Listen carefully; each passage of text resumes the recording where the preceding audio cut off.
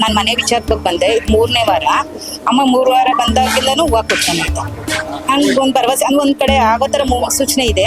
ಅದು ವ್ಯವಹಾರ ಎಲ್ಲ ಹೆಂಗಾಗುತ್ತೆ ಅದು ಆಗುತ್ತೆ. ಒಂಥರ ಸಮಾಧಾನ ಅನ್ಸಿದೆ, ಅದಾಗುತ್ತೆ ಅನ್ನೋ ಮೂಮೆಂಟ್ ಅಲ್ಲಿ ಇದೆ. ಅಂದ್ರೆ ಕಟ್ಟಿರೋ ಮನೆ ಬೇಕು. ಮನೆ ಕಟ್ಟಿ ಅಂದ್ರೆ ಒಂದ್ ಸ್ವಲ್ಪ ಪ್ರೋಸೆಸ್ ಅಂದ್ರೆ ಇವತ್ತು ಹೇಳ್ತೀನಿ ಅಂತ ಹೇಳಿದ್ರೆ ಇದಕ್ಕೆ ಅದಕ್ಕೆ ಮುಂದೆ ಆಗುತ್ತೆ.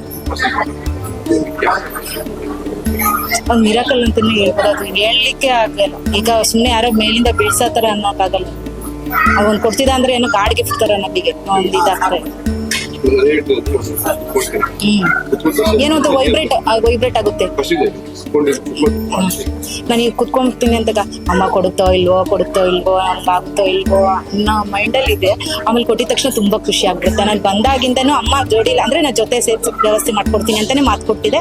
ಅದು ಹಂಗೆ ಇದಾಗ್ತದೆ. ಪವಾಡದ ಬಗ್ಗೆ ಹೇಳ್ಬೇಕಂದ್ರೆ ಅದು ನಿಜಾಗ್ಲೂ ವಿಸ್ಮಯ ಅಂತ ಹೇಳ್ಬೋದು ಸರ್ ನಾವು. ಯಾಕಂದ್ರೆ ಇಲ್ಲಿ ಬಂದ್ರೆ ಕಷ್ಟ ಆಗಲ್ಲ ಅಂತ ಏನು ಯಾವಾಗೂ ಇದಾಗಿಲ್ಲ. ಅದಾಗೇ ಆಗಿದೆ. ಅಮ್ಮ ಮಾಡೇ ಕೊಡ್ತಾಳೆ. ಒಳ್ಳೇದ್ ಹಾಗೆ ಆಗುತ್ತೆ ಅನ್ನೋ ನಂಬಿಕೆ ಅಂತಿದೆ. ಬೇರೆಯವ್ರಿಗೂ ನಾವು ಇಂಪ್ರೆಸ್ ಮಾಡಿದೀವಿ, ಬೇರೆಯವ್ರಿಗೂ ಸಕ್ಸಸ್ ಅಂತ.